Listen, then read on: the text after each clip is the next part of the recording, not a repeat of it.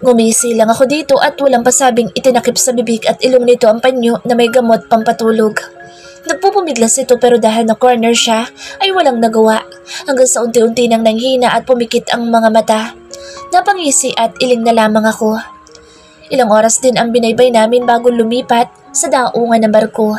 Sa isang speedboat kami sumakay at muling bumiyahe sa laot. Tulog na tulog pa rin si Kate na karga ko. Mahirap nang baka biglang magkamali ito at takasan ako. Napahinga ako ng malalim na napapakamot ng kilay. Matapos baybayin ang karagatan ay heto at sa masukal na gubat naman ang susuungin. Ay, kinarga ko na lamang si Kate na parang isang sakong bigas na sinampay sa balikat ko at napasunod sa sundo namin na pumasok ng masukal na kagubatan. Hinihingal akong naliligo na ng pawis nang marating namin ang isang abandonadong bahay dito sa gitna ng gubat. May mga nagkalat din ditong tao na mommy na puro armado. Hindi ko na lamang pinansin ang mga ito at tuluyang pumasok ng bahay. Mom? Pagtawag ko kay mommy at nanigas nang makita ito kasama si Hana na nakababatang kapatid kong ipinaampon nito sa kaibigan nitong walang anak. Pero ang nagpatigas sa akin ay ang babaeng naliligo ng sariling dugo. Nakatali sa silya na parang hindi na humihinga. Kate! Nabitawan ko ang karga kong impostor at tinakbo ang mahal kong mukhang patay na.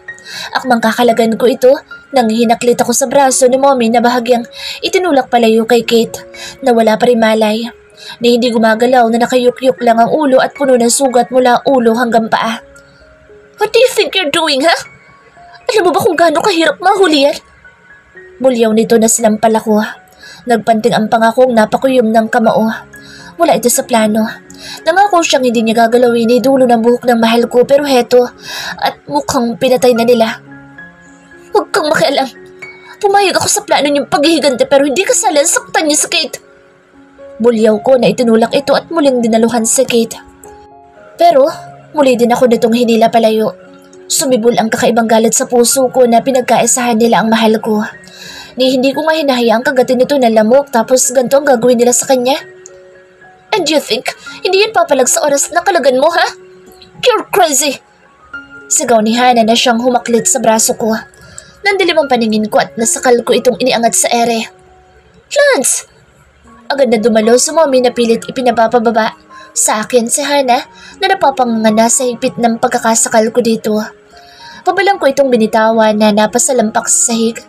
Saka ko lang napansin na maging dito sa sahig na puno ng alikabok ay dumaloy na ang dugo ni Kate dito. Nataranta ako na baka naubusan na ito ng dugo kaya mabilis ko itong nilapitan at kinalaga ng pagkakatali nito sa silya. She's too dangerous, Lance. Hindi yan magdadalawang isip na patayin tayo. Oras na magkamali ang batang yan. Muling awat na mommy na pilit akong pinipigilang kalagan sa Kate. Umigting ang pangakong wala sa sariling na sampal ko ito ng ubod ng lakas na ikinaikot nito at napasalampak sa sahig na agad din naluhan ni Hana. Bakas ang gulat at takot sa mga mata nila nang makitang nanlilisik ang mga mata ko sa tindi ng galit sa ginawa nila sa mahal ko. You promised me, hindi niyo siya sasaktan. But what is this, ha? You almost killed her. Hindi ito ang plano natin, Mom. Pumayag ako magiganti tayo kay Daddy at Charles pero hindi kasali ang saktan mo si Kate. Pray for her, Mom. Ipanalangin mong mabubuhay pa siya dahil kapag namatay ito dahil sa kagagawan niyo. I swear, Mom. I swear.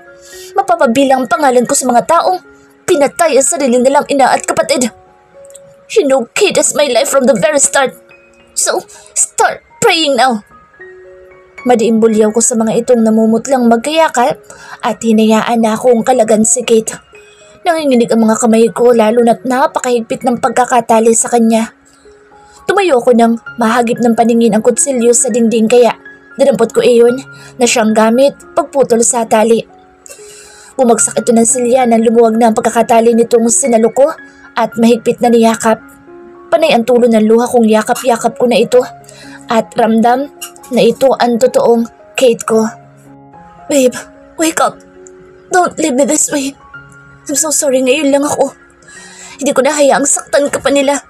I'm sorry, babe. Gumising ka na. Mahal kita. Mahal na mahal kita. Umiiyak kong pagkausap dito habang nakasalampak kami dito sa sahig na mahigpit itong yakap. Maya pa'y bumukas ang pinto at pumasok ang isang tao ni Mommy na humahangos at namumutla. Boss, bad news! Papasok na ng gubat ang mga tao nila.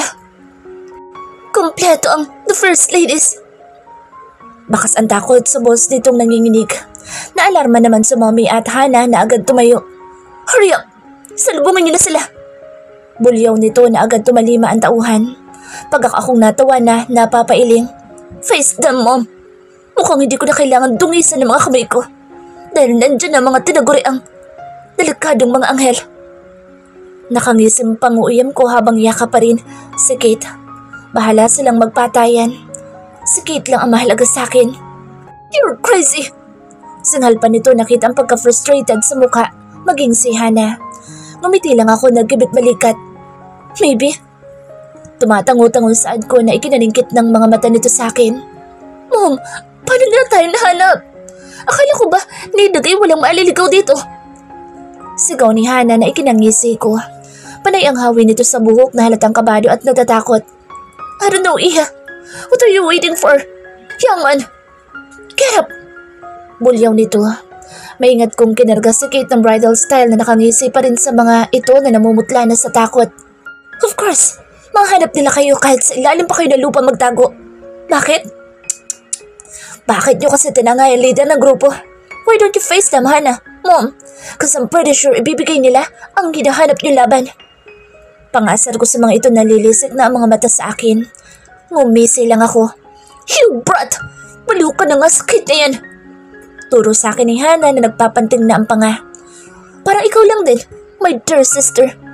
Baliw na baliw ka rin naman sa stepbrother ko. Napatikom ito ng bibig na nag-iwas ng tingin na pag akong ikinatawa na napapailing. Kung sa bagay, hindi naman magbubunga ng santol ang mangga. Kung anong puno, siyang bunga. Right, Mom? Nakangisim panguyam ko kay Mommy na sinamaan ako ng tingin. Umiling lang ito at binalingan ng impostor na Kate na ngayon tulog pa rin. Hinugot nito ang baril sa tagiliran na ikinalunok ko at napayakap ng mahigpit kay Kate nang itinutok nito ang baril sa noo ng impostor at walang alinlangang kinalabit ang gatilyo ng 5 beses. What are you doing? Singhal ko nang tumayo na itong lumapit sa akin na karga si Kate. Napakadilim ng anyo na galit na galit. I won't kill her. Di sana, tinapos ko ng paghihirap niya kagabi pa. Asik nito nang mapaatras akong matalim din itong tinititigan. Napalunok ako nang hinablot nito ang kamay ni Kate at hinubad ang smartwatch at singsing nito. Nangunot-nung ako nang mapatingin sa singsing nitong nakasuot sa kaliwang kamay kung saan isinusuot ang wedding ring. Natigilan ako matamang pinanood ito na binalikan ang wala ng buhay na impostor at muling pinagsaksak sa tiyan, dibdib, tagiliran at maging sa mga hita nito. Kahit na wala na itong buhay.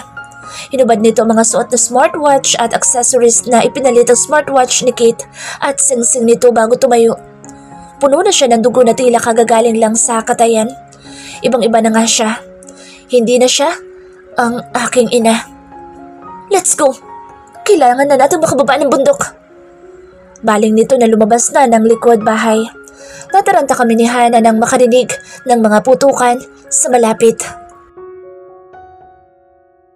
Charles' personal voice. Dahan-dahan kaming umusod at pakubli-kubli sa mga punong habang papalapit sa mga kasamahang nakikipagpalitan ng putok sa kabilang panig. Nangatal ako nang bigla akong tutukan ni Jessica ng caliber 45 nito. Seryoso ito't nanlilisik ang mga mata na nakatitig sa akin. Maliin ako napapikit nang umalingaw-ngaw ang putok ng baril nito. Kasabay ng paghiyaw ng kung sino sa tagiliran ko na ikinadilat ko, kaya napapangisi lang ito. Naramdaman ko pa ang pagdaan ng hangin sa gilid ng pisngi ko. Napalingon ako sa gilid at tumambad ang wala ng buhay na taong may baril at nakabonet ng itim. Tumingin ako kay Jessica na ngumisi lang at nagkibit balikat na hinipan ang dulo ng baril. Jessica! Nanginginig bagyo ang boses ko na napapalunok habang nakamata dito. I saved your life, Charles. Munti ka na doon. Huwag mo na lang sabihin kay Kate kung paanong dumaan sa harap mong bala, ha? Ano to na parang walang nangyari na napatapik pa sa balikat kong namumutla na. Muli ako napapitlag na itinutok ni Erica ang baril sa harap ko, sabay hablot sa balikat ko, kaya't napasubsob ako sa kanyang dibdib. Kasabay ng pagkalabit nito ng gatilyo, ay may bumagsak na naman sa likuran ko na nakabonet na may baril. Tom, Erica, inosente pa yan? Malalagot ka kay Kate niyan, body. Sigaw na Danica na natatawa dahil nakita nilang sumubsob lang naman ako sa malulusog nitong hinaharap. Nagkatawanan ang mga ito na napapailing habang ako'y pinamumulahan na. Napangisi itong humaplos sa ulo ko na parang inaamo akong isang tuta. I just save your life, baby. Huwag mo nalang banggitin kay Del Mundo na sumubsob ka. Nakangisin to June ito sabay kindat na ikinangiwi ko. Ano bang klase mga babae ito? Nakikipagpatayan na at lahat-lahat ay nagagawa pa rin magbiruan? Laro lang ba sa kanila makaharap kay kamatayan? Piping usal ko na napapapilig ng ulo. Patuloy sila sa pakikipagputukan. Ako lang ang hindi. May hawak nga akong baril pero hawak ko lang naman. Hindi ako marunong nito. Isa pa hindi ko kayang pumatay. Napapasunod lang ako sa likuran ng mga ito habang dahan-dahang umaabante. Nang biglang hinila ako ni Karen kaya gumulong kami sa damuhan. Napaupo ito sa tiyan ko at walang alinlangang pinagbabaril ang nasa 7 lalaking armado na muntik na akong pinagbabaril. Namimilog ang mga mata kong nanigas sa ilalim nito. Oops! I really love being on top, honey. Nakangising saad nito na ikinakurap-kurap ko. Namula ako ng mahimigan ng ibig sabihin nitong ikinahalakhak lang nito. Tom, Karen, do you wanna die? Natatawang saad na Leia na inabot ang kamay ko at inalalayan akong makatayo na iginiya sa kanyang likuran habang hawak ang kamay ko't nakatutok sa harapan namin ang isa nitong kamay na may hawak na baril. Inupuan ko lang. Natatawang saan nito na inalalaya ni Jessica na makatayo at nag-apiran pa.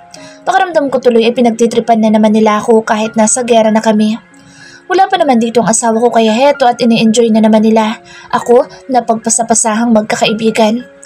Ay, may mga sayad talaga. Hey, Leia, baka naman pwede mo na siyang bitawan. Gusto mo rin bang makatikim kay Kate? Ha? Nailing na saad na Danica na ikinahagikik nilang 5.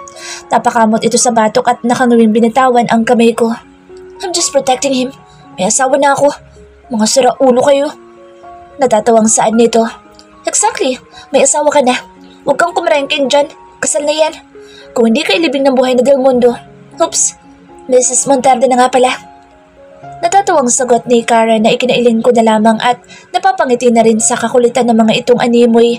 Nag-hunting lang kami ng mga usa at baboy ramo dito sa gubat. Be careful!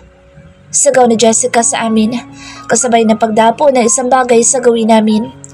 Mabilis ako nahila ni Danica at kayakap siyang tumalon ng mababambangin kasabay ng pagsabog sa kinatatayuan namin kanina. Nagpagulong-gulong kami pababa hanggang sa tumama kami sa malaking puno.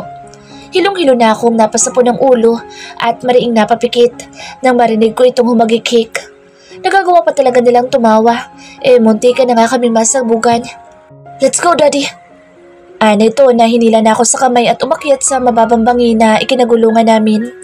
Nagpatuloy kami sa pag-usad at medyo naibsa na ang putukan sa paligid. Pinalibutan nila ako at nagsilapitan na rin ang mga kasamahan namin hanggang sa tumambad sa harapan namin ang isang lumang bahay dito sa kalagitnaan ng gubat. Napakubli kami dahil may ilan pang natira dito. Let's go! Tapusin na natin to! Ana Danica na lumabas kasabay ang 4 at walang kaawa-awang pinagbabaril ang mga ito sa noo. Napapalunok na lamang ako na nakakubli dito sa malaking puno kasama ang mga bodyguards naming nakaprotekta sa akin. Nang nagsibagsakan na, ang mga armadong kalalakihan sa lupa ay lumabas na ako't napatakbo sa loob ng bahay. Tom, Jules! Pagtawag sa akin ni Leia na hindi ko nanilingon pa. Tom at honey, you're so careless! Asik nito na niyakap ako mula sa likuran at hinilang palayo sa bahay. Huwag kang padalos-dalos, Daddy. Langiya, ayaw pa namin mamatay. Papatayin kami ni Kate oras na magalusan ka. Pananayar mo ni Danica na bakas ang takot at pag-aalala sa mga mata nito. Napalabi akong pinangilidan ng luha. I'm sorry. Gustong-gusto ko na siyang makita.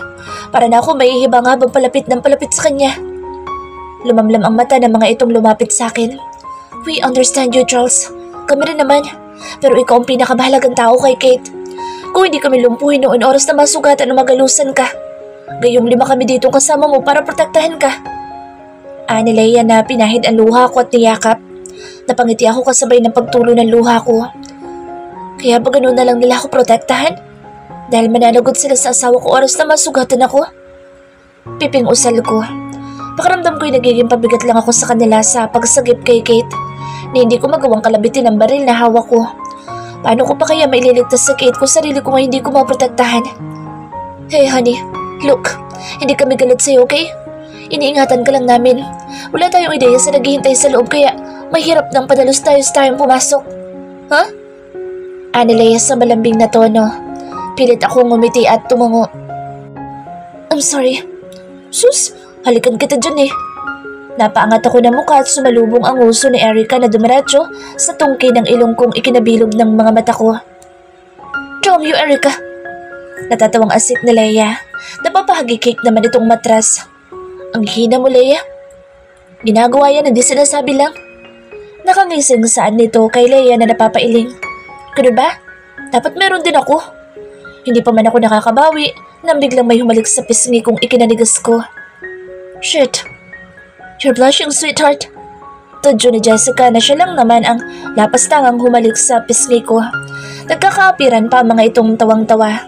Tuloy maging mga bodyguards naming nakapalibot sa amin ay tatawa-tawa na rin napapailing sa kanilang mga among kay susutil. Kahit kailan, kahit saan na lang walang pinapalagpas ang pagkapilya ng mga ito. Kaya nakakakaba kapag sila ang kasama eh. Oo nga't secured ako sa piling nila. Pero pagpapasapasahan naman nila ako para lang asarin si Kate. Tahimik na ang paligid kaya sinanyasan nila ang iba na pasukin ang bahay. Panay ang lunok ko at sobrang lakas na ng kabog ng dibdib ko. Nagsilabasan na rin kami at nagtungo sa harapan ng bahay. Maya-maya pa'y lumabas ang mga ito na namumutla at parang nakakita ng multo. Nagkatinginan kaming anim na parang nahihimigan na ang sunod nilang sasabihin. Muling tumulo ang luha. Nangatala ko at parang naipako sa kinatatayuan ko. Nang huling lumabas, ang head security ni Kate na may kargang babaeng naliligo ng dugo at wala ng buhay. Buddy! Sabay-sabay na sigaw nila Danica at patakbong sinalubong ang mga ito.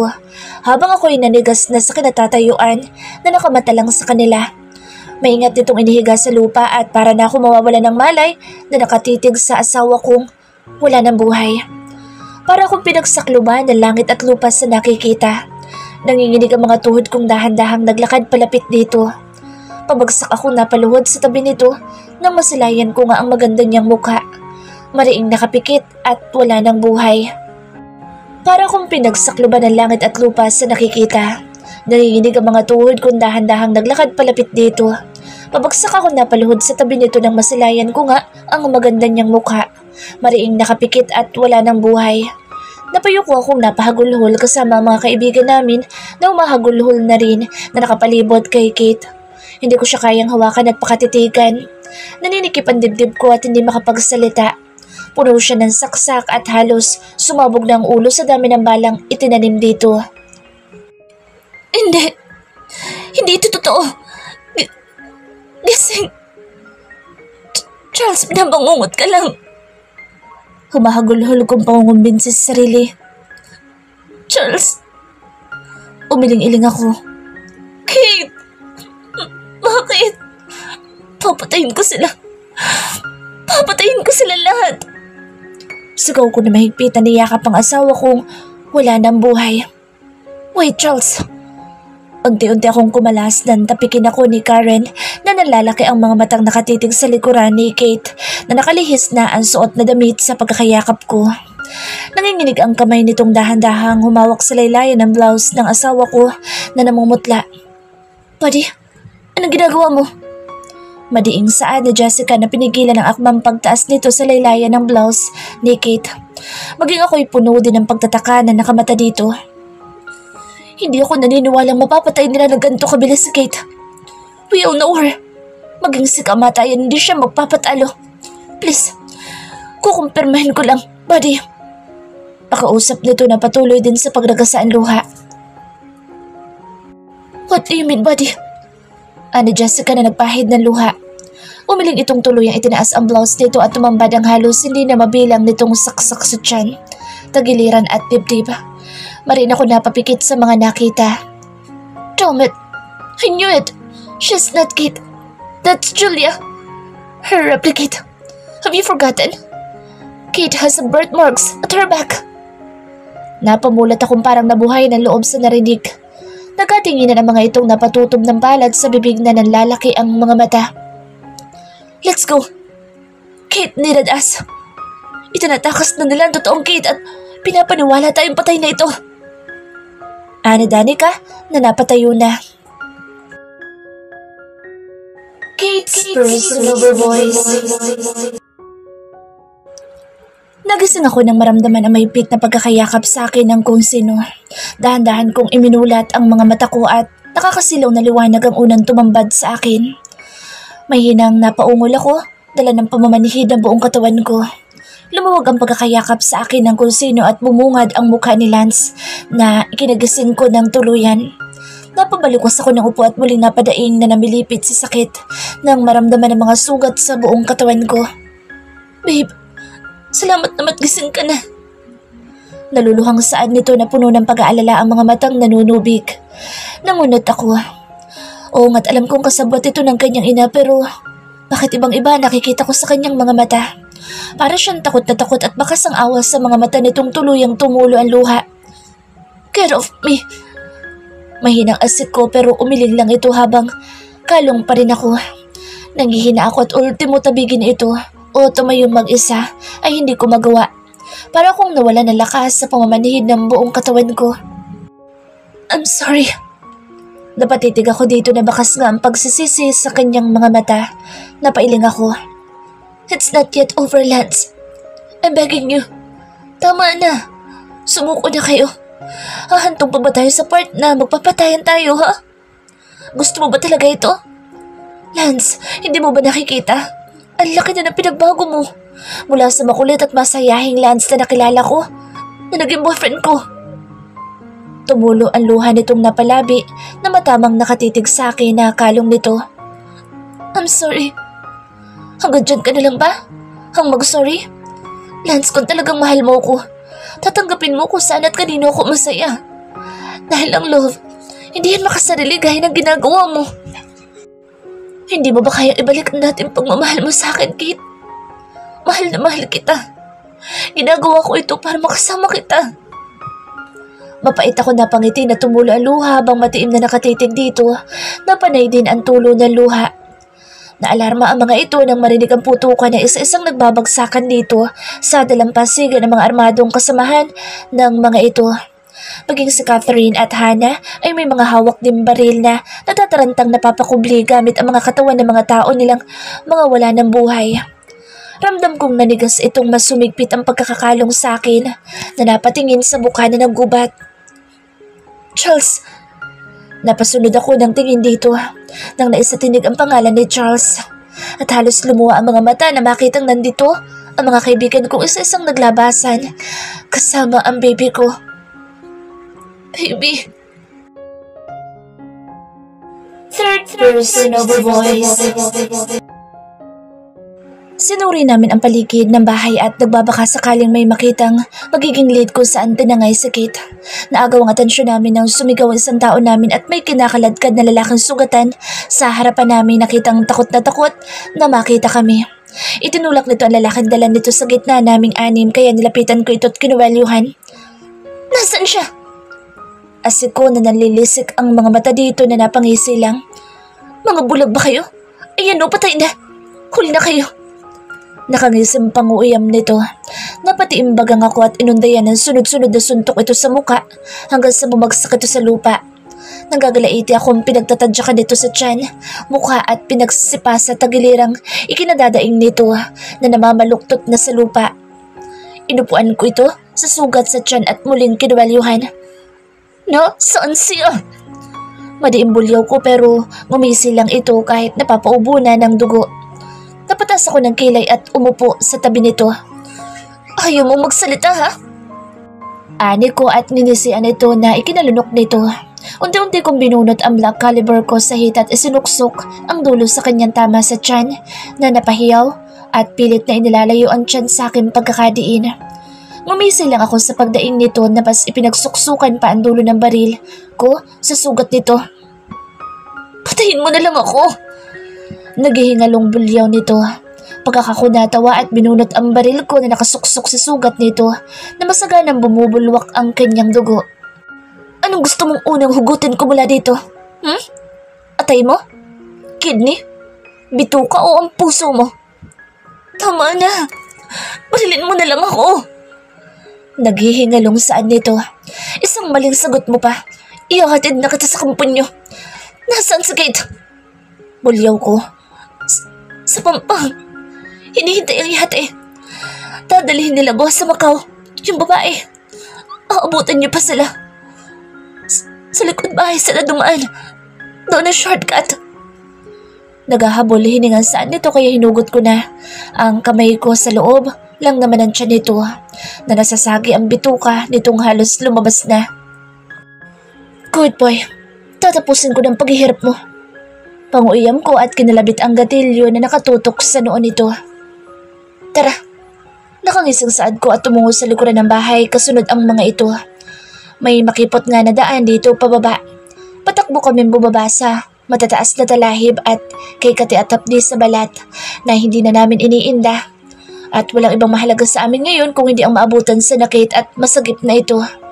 Saglit lang ay bumungad na ang pampang sa amin na ikinatigil namin. Napakupli kami sa mga puno nang mamataan ang mga target habang hinihintay ang paparating na yate. Danica's personal voice. Kate. Basag ang boses na pagtawag ni Charles na nakamata sa asawa nitong walang malay habang karga ni Lance na nakasalampak sa buhanginan. Nakapalibot sa mga ito ang ilang mga armadong kalalakihan na palingalinga sa paligid. Napangisi ako. Leave it to me. Ano ko at itinutok ang sniper ko sa mga tao sa dalampasigan. Gustong gusto kong unahin si Catherine at Hannah pero masyadong magaan ang sentensya nila kung tutuluyan namin agad. Inisa-isa kong inasinta sa ulo ang mga tao nitong nagsibagsakan kaya agad silang nagsikublihan sa mga taong wala ng buhay. Napapangisi na lang ako na enjoy na umaasinta sa mga itong walang kalaban-laban dahil walang mapagkublihan sa Pampang. Hanggang sa silang apat na lang ang natitira kaya lumabas na kami at naglakad palapit sa kinaroroonan ng mga itong nakasunod ang lahat ng tauhan namin at nakatutok ang baril sa mga ito. Napakuyom kami ng kamao nang masilayan ang kaibigan naming naliligo sa sariling dugo at hinang-hina. Puno din ng pasa ang katawan at may malaking sugat sa ulo. Shit!